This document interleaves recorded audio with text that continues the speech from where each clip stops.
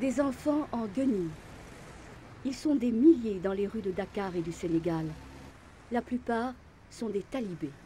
Selon l'enquête de Human Rights Watch, 50 000 enfants au moins sont forcés de mendier par leurs maîtres les marabouts, qui les maltraitent s'ils ne rapportent pas assez d'argent et de denrées alimentaires.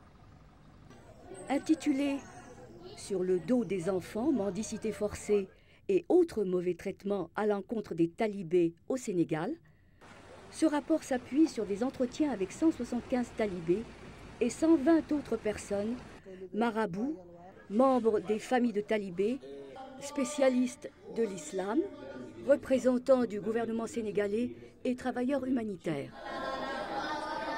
L'auteur ne s'attaque pas à la tradition des écoles coraniques, ni aux marabouts qui dispensent une bonne éducation religieuse et morale.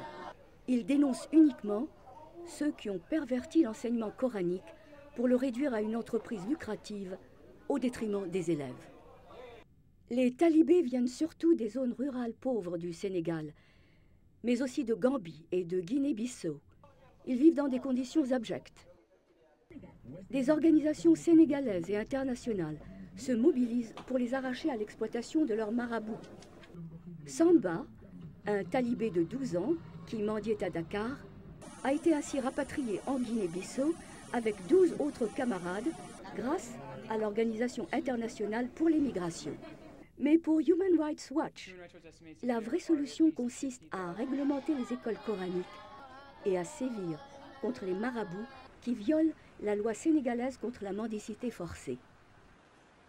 L'ONG demande également à l'Organisation de la Conférence islamique de dénoncer la pratique de la mendicité forcée et les abus infligés aux talibés en violation de la Déclaration des droits de l'homme en islam, adoptée en août 1990 au Caire. Mais est-ce une solution suffisante?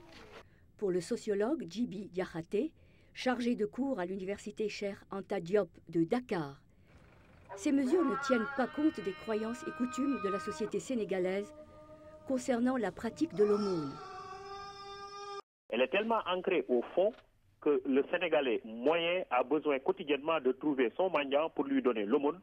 La mendicité est considérée comme une sorte de porte ouverte pour accéder à la chance.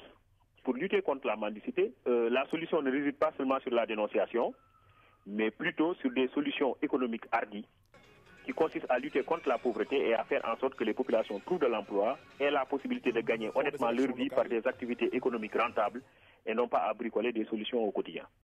Irina Robertson, La Voix de l'Amérique, Washington.